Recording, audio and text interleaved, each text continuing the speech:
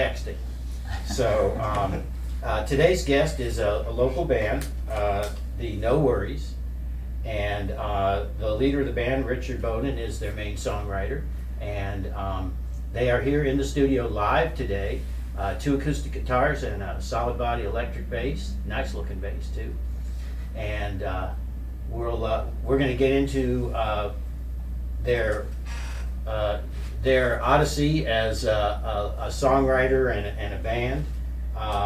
That first song we heard was called How Things Will Be. That's right. And it's from their First album called Hitching Docks Highway. And it says only fine acoustic music, which is that's like your mission statement, right? That's right. Okay. What do we have instead of worries? We have fine acoustic music. That sounds good.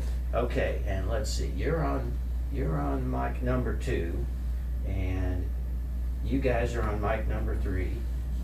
We like mic number 3. It's our favorite mic. Okay, good. All right. Move that closer, Jim. That's good. You want to give Rob. Yeah, aim that sucker in the right place. And I'm glad to be here, Dan. Thank you for having us. Good. Welcome to the show. And the format here is gonna be we started with some recorded music. We're gonna end with some recorded music. In between, we will toggle back and forth between live and recorded at the band's discretion, and we'll have some talk too.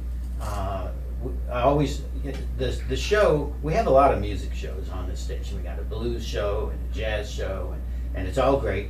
This show focuses on the songwriter, which is part of the reason we're underwritten by the Songwriters Co-op.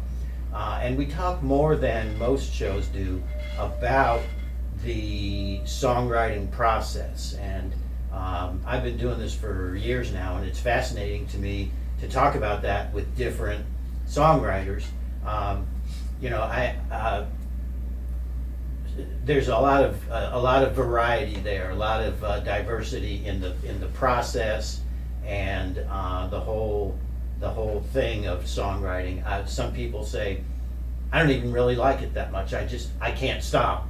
I don't do it because I want to. I do it because I have to. And other people, it's like, well, I dropped it for a few years, then I picked it up again, and so there's so much diversity there. I usually start with one of my favorite questions for Richard, which is about the how prolific you are and how easy or difficult the process is. Because I've had people come in here and they say, well, my first album took 3 years, and there's a guy named Michael Birch who used to run the Songwriters Showcase, and he did a 4-song EP, not only wrote it, but recorded it in a weekend.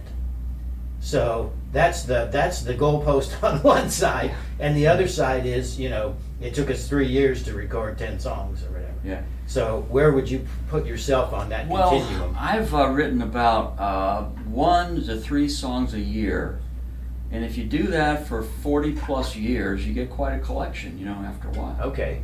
So that's my pace, is slow and steady. Okay. Every now and then I kind of get the urge, like I feel it coming on. Sort of like like the flu.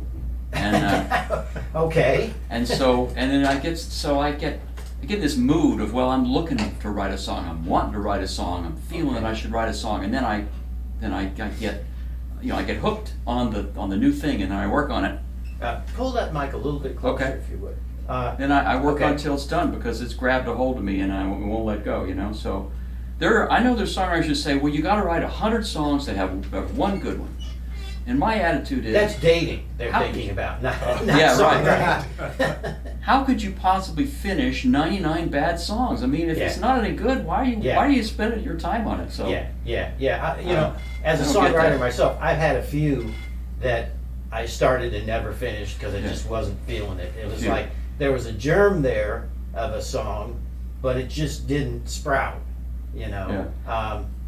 you have some stashed away that you might come back to sometime, or is it Right. all or nothing? Yeah, no, sometimes that happens. More often I just keep going until it's finished, and every now and then I lose one. It was done, I played it, and then I stopped it. I've only forgotten a handful over the years. Mhm. The vast majority of songs I've written I still know and I still can play. Okay. Yeah. Okay. Yeah, I wrote one song for a female vocalist from the female standpoint, and it was very raunchy. It was a country song, and it was pretty somewhere between bawdy and sleazy. You And mean projection, you were projecting. yes, yes, and I never had the nerve to give it to the female vocalist You to wrote it sing for. because she was a church-going Southern woman, and I didn't know how it would play out. And that was years ago. And I talked to her producer recently, and he said, "Oh, she would have loved it. She would have done it. She would have loved it." So, you know, it's hard to second guess, stuff. Okay, so let's. I'm sure the listeners have had more than enough of hearing my voice. Yeah. Let's hear yours instead. What do you got up your sleeve? Well, we're going to play a song here called Backwards Upside Down. We actually have a pretty good video. It's one of our best video we have of any song. But this song is one of the ones that started in the kitchen when I was thinking about how, sometimes guys just can't figure out why this girl doesn't like me, and I thought, well, I've got the upgraded aluminum foil here. It's the heavy duty foil. I've got the good stuff. What's her problem? So that was the kind of the origin of it. So anyway, Rob Suro on bass starts this one. Don't you? I do. Okay. Give me a count off. All Jim. right. 1, 2, 3.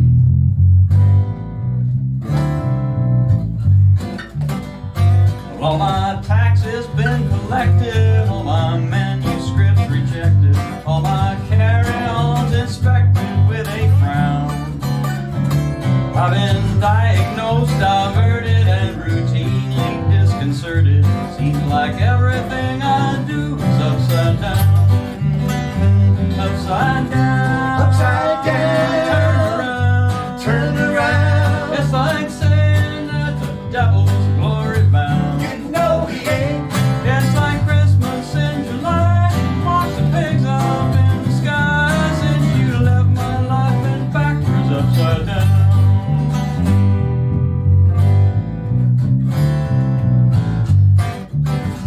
Well, all my songs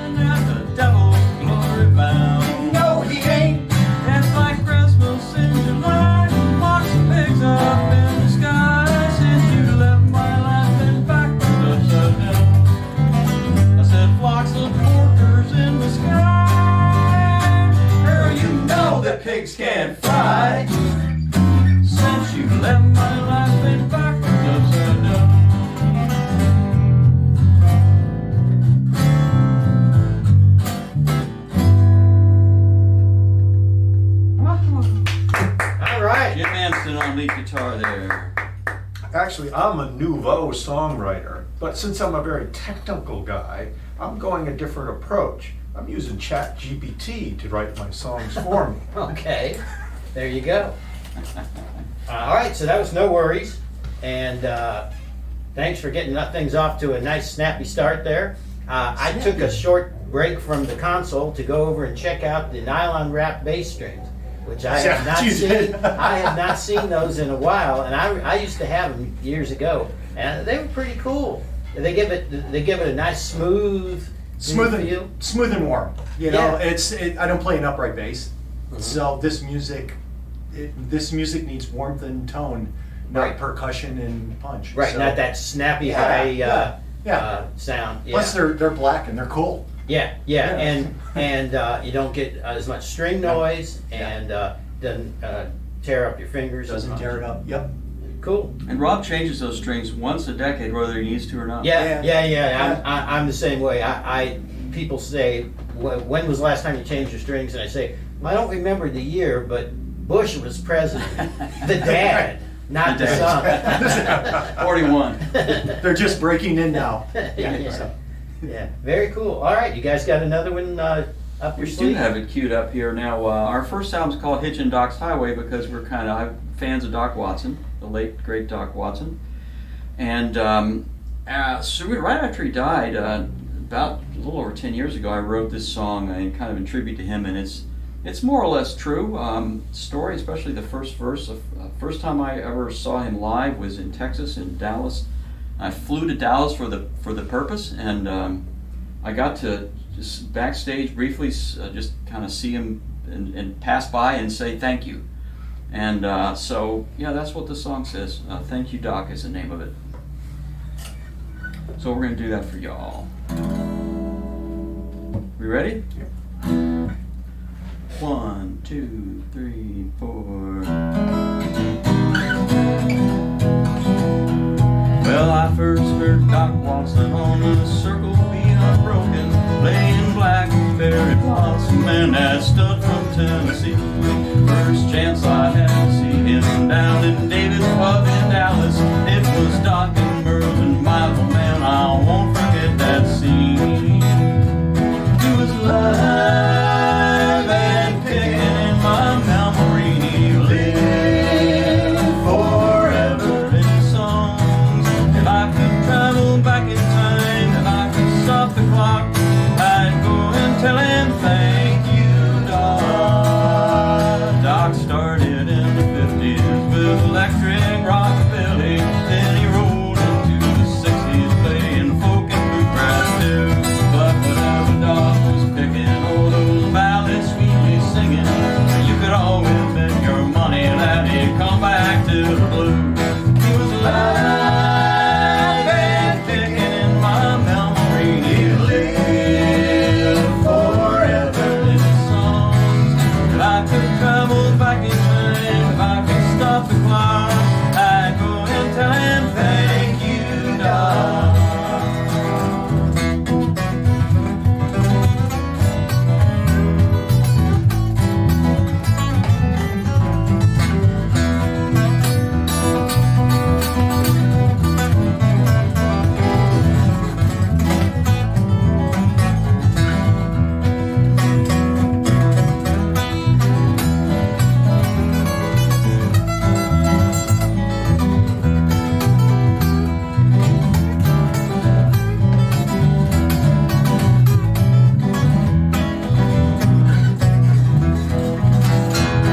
Doc never stopped exploring, always touring and recording, crossing boundaries, building bridges with the Carolina flair.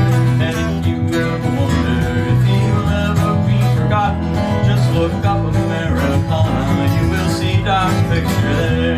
He's alive and kicking in our memories, he lived forever in his song. If I could travel back in time, if I could stop the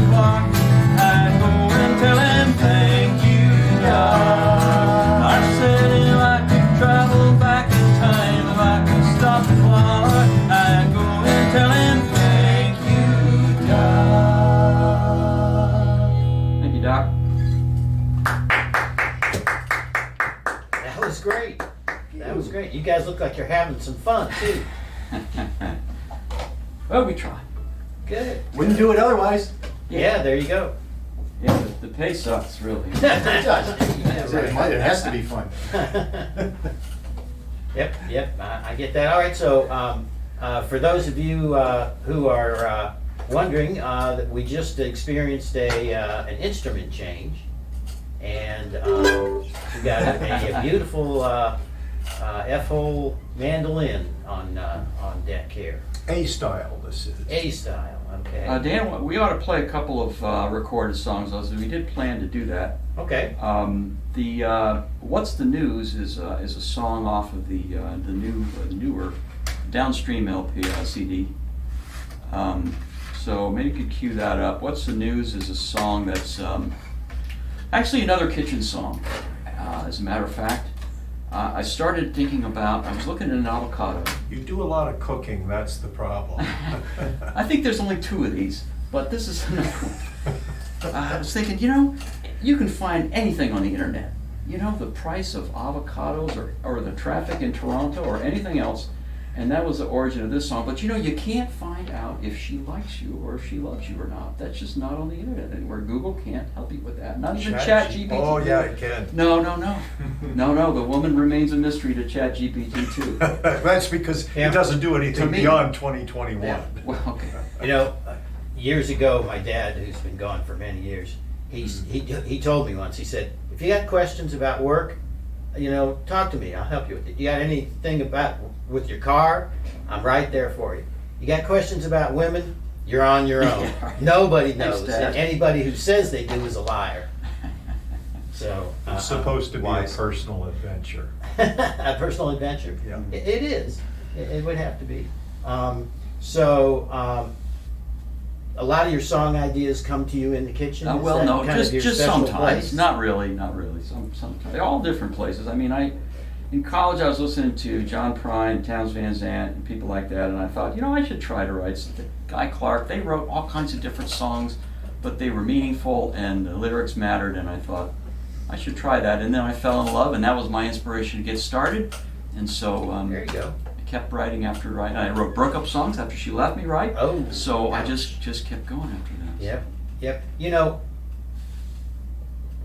I was in a situation a few years back where it was a breakup situation, and my first impulse was to write a love song, like a hurting, pain, oh, woe is me, I'm in such pain, blah blah blah, and everything I tried came out really sappy and kind of melodramatic and not very original. So I wrote a punk song, an angry punk song, and that's what I needed. And it's still my ringtone on my phone. But a lot of times there's sort of a contrary, direction where you think you're going to zig and you zag instead. Well, hopefully you're happy now and writing love songs again. Well, yes. But you also have to think about project onto different characters, and it's not always autobiographical. In fact, mostly it's not, right? Right. That's a question I frequently ask songwriters, because Carol Schaefer, who she wrote a song about, I did you wrong, I was slutty, I don't blame you for leaving me, but if you come back to me, I'll make it up to you and all this. And it's got absolutely nothing. She's been happily married for 40 years. It's got nothing to do with anything. It's just and I asked her about that. She said, it's just a song. Yeah. It's fiction, people. It's It's just fiction. a damn song. And Fiction, dear. Zach Drill wrote a song about being abducted by aliens. And you don't even have to ask him, he thought it would be a cool song. Yeah. And other people, they're singing their guts out. I mean, they're putting it all out there. So Sometimes they're about you, and sometimes they're not, and sometimes it's a secret, which is which. no, yeah. Okay, so I believe You got What's the News queued up? I have this queued up. We'll know in a moment, won't we?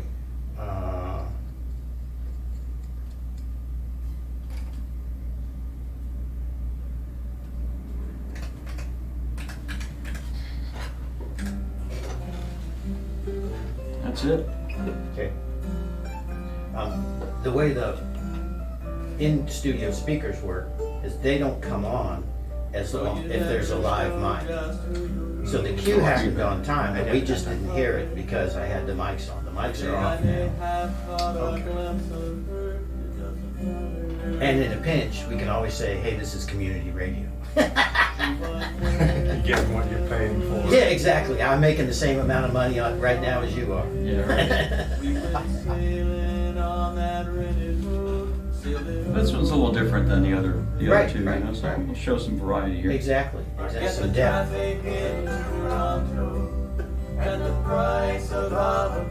That sounds muffled to me. I mixed it too. Here's my ear. Are you the engineer? From over there. He produced this album, yeah. Okay. Well, this song, we both did some of the songs on Downstream. You have a home setup, or you go in somewhere? No, we do it at home. Yeah, we both did. You know, one of the because I engineer at a studio up in Hillsboro, and one of the like dividing lines between doing it at home and going to a studio is that drum set. You know, the damn drum set. You know, you got to have a whole set of mics and We use MIDI drums for grooves. yeah, Software pre-recorded. yeah. The first thing I ever recorded of mine, I used a Roland drum machine, and actually worked out pretty good because it lets you program fills and things. Yeah, I did you that know. too. Yeah, Very controlled. I don't think there's any drums on this, is there? No. Electric This is- guitar though. Right, we wanted to play this recording because of the electric guitar break. And there's a Hammond organ in there in the Yeah. background. Cool. Kind of quiet. There you can hear it. I'm a big fan of the Hammond organ. Yeah. The studio that I engineer at has one, and they have Software, a grand piano. This is just software. It's like I used to own a Hammond, emulation. but I don't have one anymore. Yeah. We have amp modeling and cabinet modeling. You know, you can tell it. I want to sound like a That's- 1969 that's a- Marshall. You do That's it. a model. Yeah. What studio? Studio Z in Hillsboro. Yeah. Great studio. And like I said, they have the drum thing figured out. Well, you know, it takes almost all of our inputs just to do the drum set. You know, But it's also the room. it's a great room. Yeah. It's a great room. And you know, we did a song of mine, and I played piano, and I was sitting at this concert grand piano, and I felt like, you know, it'd be like me sitting down to a Les Paul or something. You know, it's just it was great. All right, so after the song, the speakers will come down, the mics will come up. I should have noted his next for us, right? Yep. Almost halfway. Gotta get them on. Let's do what we can to get him in. Forge ahead. Yeah, the guitar. Here we go.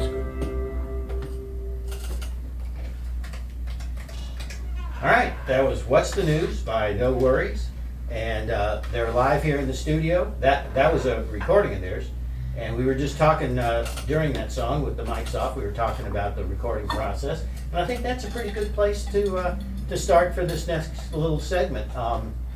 You guys produced and engineered that yourselves, Right.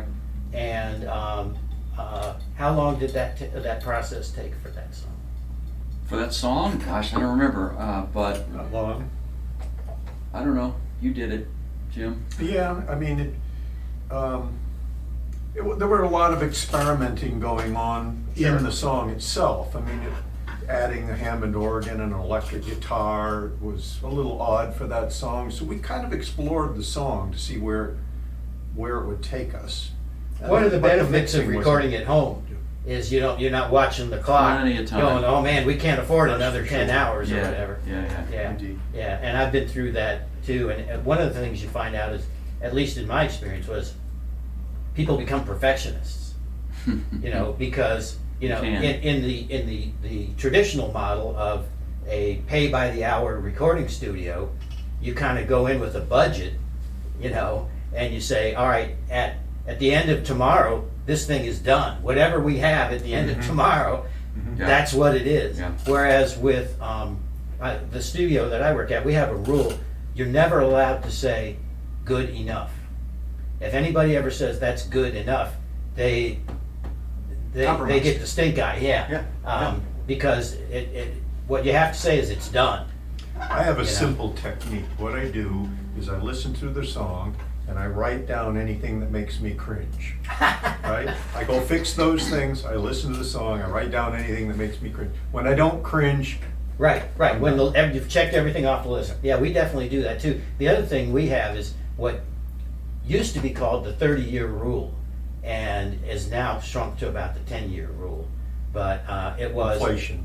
well, old age. It's if you hit a wrong note singing, and even if you're the only one who notices it, if 30 years from now you're going to say, "Damn it, I should have redone that when I had the chance," Then you should have fixed it. then you should. Yeah, Right. you don't want to have anything that violates the Right. what used to be the 30-year rule. Now we've shrunk it to about the 10-year rule, because 30 years from now, it's unlikely that we'll be. It's too long. Well, we we make recorded. liberal use of flex pitch and flex time, Oh, okay. Yeah, that's right. Okay. because it's the digital corrections. recordings. Right. Yeah, that's the technology can help, you know, eliminate a number of those things. Okay, so what would you guys like to do next? I Well, see you we put a got- capo on here. That's right. We got a song and we got that's the Mando. and the mandolin's out. This is a song that these guys decided is my calypso song, This is the Calypso song. which I never knew that. I think that They was my informed me idea, this. and I have no idea why I called it that, but It's got a different kind of a rhythm to it, which, you know, it's nice to have variety, right? So it's called I Should Have Known It at the Time. Ready? 1, 2, I start by myself.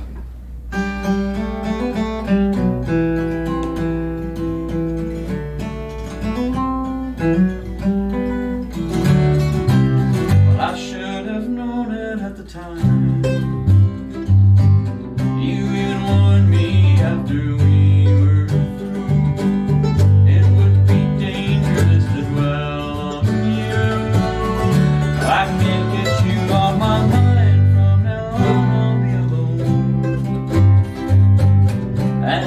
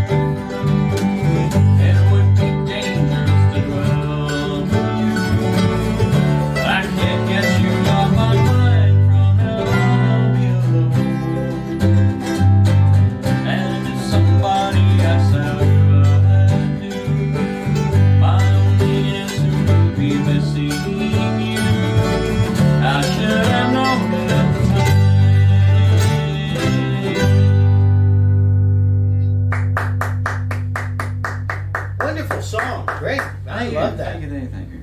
The Calypso might be a bit of a reach, but it does have that. It does have, I was just thinking, if you were in the studio where I work, somebody would pull out the conga drums. Conga drums. Oh, yeah, Somewhere it'd be along great. the way. There's Yeah. a set of conga drums Sure. sitting right there. They'd be irresistible. Uh-huh. I always felt there was a little bit of a homage to Roy Orbison too in there. Oh, okay. But I don't know. I just That's the Okay. oohs and ahs. it had that going. Yeah, that's a great comment. Thought. And I did on an original song. I did a part, and the producer looked over at me and said, "That sounds like Paul McCartney." And I said, "If you're going to steal from somebody good." Right, let's do best. That's great. A wonderful song. Have you recorded that yet? Yeah, I think we did, and was that on Downstream? I can't remember what's on what. I should have known it at the time. Yeah, I don't see it. Oh, well, I guess not. We should record that, guys. We haven't. Okay. Yeah, well, and if you do record it, I would. You didn't ask me for production advice, but I always give it anyway. I'd toss in, some bongos or claves or Yeah. some kind of low budget percussion in there. What's that thing you scrape with a stick? Oh, yeah. Washboard? No. Oh, I know what you mean. It's got a Spanish name for Yeah. it, but That would be it good does in that that scraping song. sound. Yeah. Percussion would be good on that. Yeah. I agree. Yeah. Cool. Very cool. Let's take, we're at kind of the halfway point. Let me do a quick station ID, and then I want to ask you guys what your, a little bit of details about your upcoming gigs and where to find your music and that Okay. sort of thing. But let me just tell listeners all over the world streaming this that you're listening to WCOM LP, Carrboro, North Carolina, 103.5, and that our underwriter is the North Carolina Songwriters Co-op.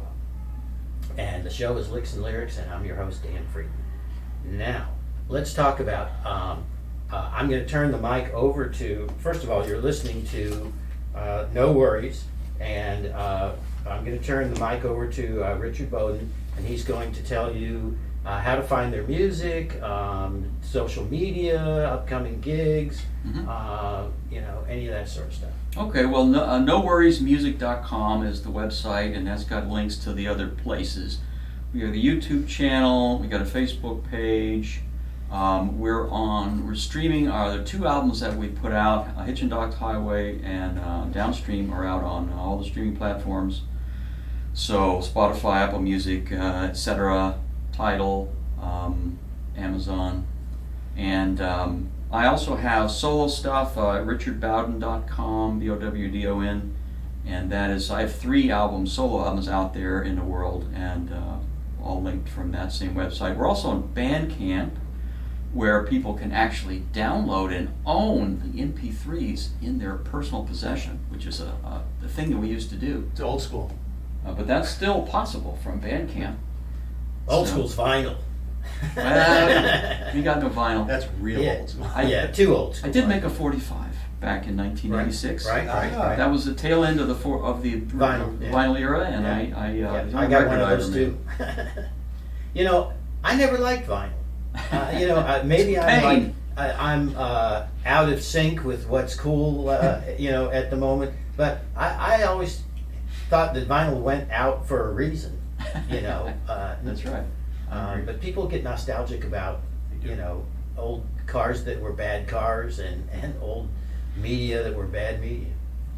The album covers are the things we really miss. That's true. The That's liner true. notes. That's true. Oh, That's I true. really miss that. Well, that's all gone now. Because Yeah. you could always tell who wrote the song. It was on every record. And now you go on Spotify, and there's no way to find out who wrote the song, usually. Right. Which is really a big loss, because that's how I figured out who my favorite songwriters were, to see, I like that song, who wrote it? Sure. Yeah. Sure. Okay, so. Oh yeah, and we have a gig coming up at I the was Corner. just gonna ask. Okay. The Corner Tavern in Cary. It's going to be on the 25th, Saturday evening from 8 to 11. So go there to the Corner. They have great food and friendly folks. So come on out to that. And our 3 other hours gigs of are- No Worries music. That's right. There you and go. our other gigs are usually put on our Facebook page. It's the best place to find it. Okay. So, That's all good to know. yeah. All right, we got We got about 15, 20 minutes left to use as you wish. Well, we ought to play Mr. Pond Man. It's one of my favorite songs. I don't really have favorites per se. You know, my songs are like my children. I can't really have favorites, but it's up there anyway. So this is a song that was inspired by a scene I witnessed in a pawn shop in Calgary, Alberta, many years ago. And you know, pawn shops are kind of like vinyl. You know, they're on their way out, but it's a great metaphor anyway. Anyway, this is an actual pawn shop, not a metaphorical one. Ready, guys? 1, 2, 3, 4. Won't you give me a scene, oh, Mr. Pawn Man, begging for mercy here. Know you in business, this ain't no goodwill. Don't make me shed a tear, 'cause I will. Don't make me shed a tear. Won't you do me a favor, Mr. Pawn Man? I'm down on my luck, that's all. Baby, she left me, my family's gone. I got no one left to call, and that's all. Got no one left to call. Well, it's Martin and me. I traveled a long, long road. It's clear to see the harvest and seeds I sowed, seeds I sowed.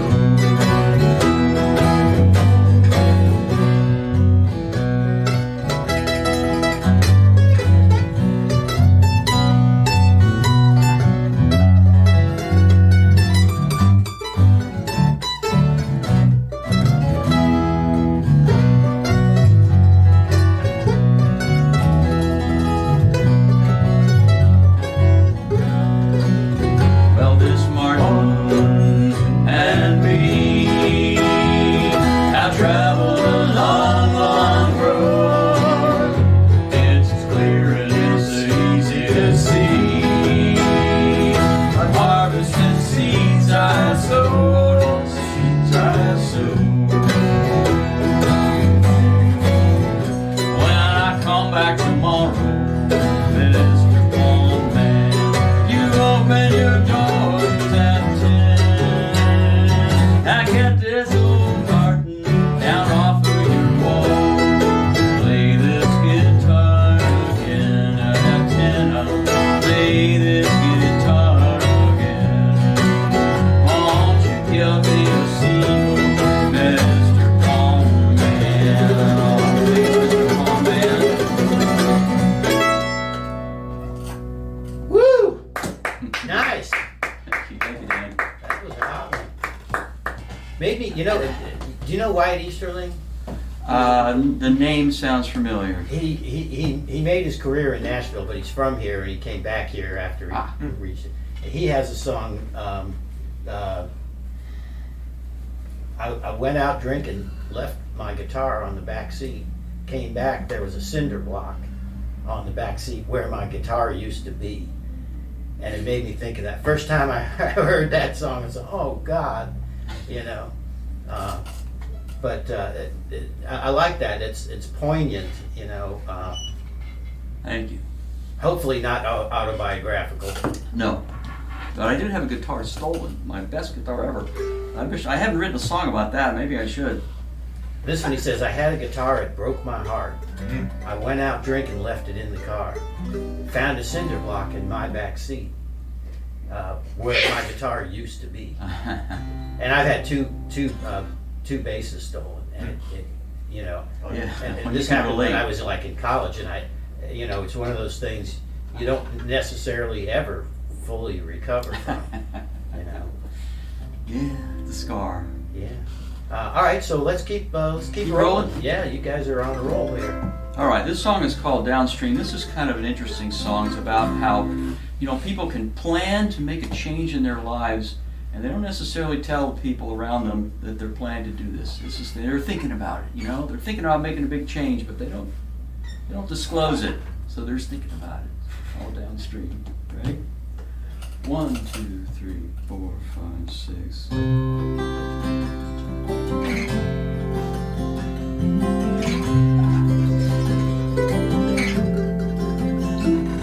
Splitting the difference between fire and ice, knowing what can't be explained.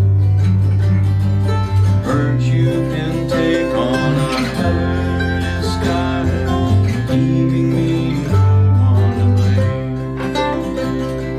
Lighting a candle while rolling the stone, telling what nobody knows. Being together while feeling alone, it's a pity, that's how it goes. In the dawn, looking around me to take in the rising anew. Before long, fighting the currents that's sweeping me downstream to you, or to you.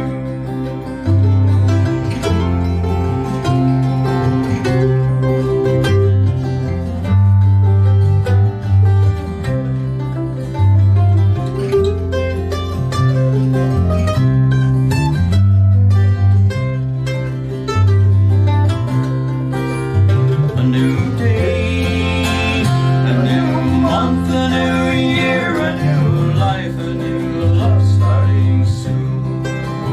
Drift away, now that old song is over, I'm singing a downstream tune.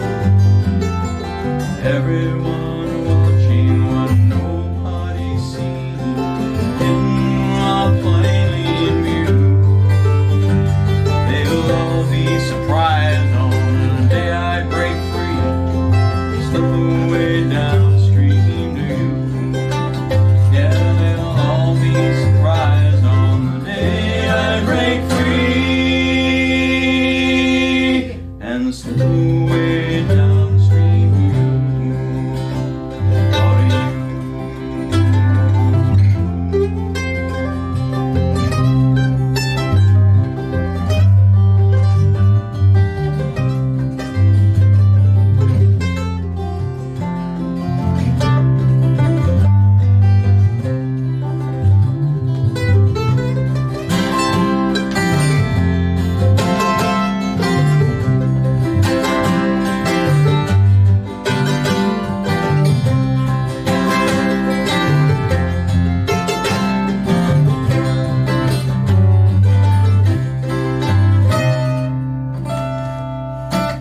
Community radio. It's in there somewhere. That's the first time you've ever made a mistake on that song. Yeah. Ever, I swear. That's okay, gave it kind of that front porch feel. Nice song. We were Nice trying to harmonies. avoid the front porch feel. Nice harmonies, nice song. Some tasty bass licks in there as well. Nice mando. You guys are kicking butt. Thank you. Appreciate that. Crocodile got my hand right there at the end. Alligator. Alligator, sorry. That's funny. You recorded something? Was that? Recorded song? Yeah, what do we Recorded got? song. On All that right, list? I got both CDs loaded up. Where shall I? You guys got Search. the list?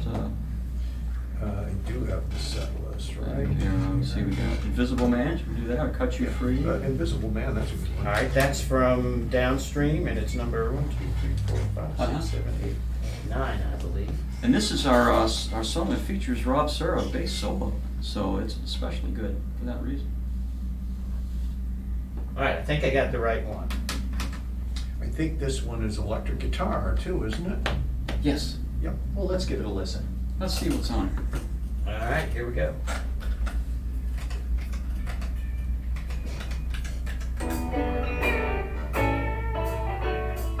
So what do we got left? So you want to play it out, right? Unrecorded song? Recorded, right? Yeah. We're gonna yeah. bump out with recorded song. So we played the Yeah, five. so we got time for, after this, another live song. Okay. And then we'll do another recorded song. Okay. What's it gonna And I'll True keep, Love is the one I'm That seems I'll moderate my spoken word to not interfere with the musical schedule.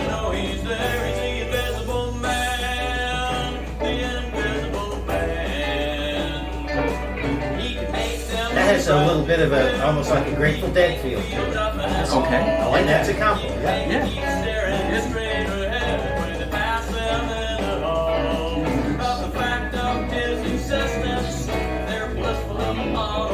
Song for Corey, be good to get that in. Is that in? Let's end with Song for Shakori. It's about Shakori Hills Grassroots Festival. Oh, I see it. Second one. Yeah, let's end with that. Okay. Let's go out with that, because All that's right. good. While you're doing the live song, I'll cue it back to Okay, that. good. Okay, sounds good. Show a small amount of professionalism as a DJ. Oh, yeah, sure. You know, part of the thing is I only do this show once a month, so it's almost like the board is new every time. It's like, oh, how do I do this again? You know. But I was in the early '70s. I was a college radio DJ, and we had the same goddamn board, you know, a lifetime ago. All right, so we're going to do True Love after this.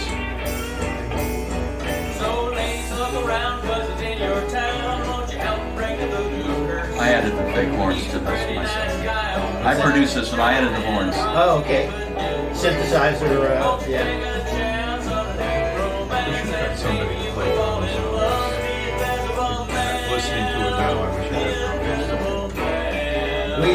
We went through a whole fake horn thing with one of the songs that I recorded, and the keyboard player had written the song.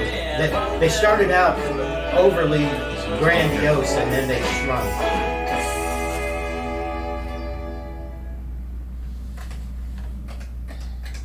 All right, that was fun, and we were just on the break. We were talking about the horns. So, horns notwithstanding, we're going on to another live song, and I'm gonna let Richard introduce it himself. Yeah, this is called True Love. I don't remember actually how I thought of this. It was 13 years ago, and but it's kind of nice. It's not autobiographical. The last one wasn't either. It's a little story song here. You ready, boys? Yep. 1, 2, 3, 4.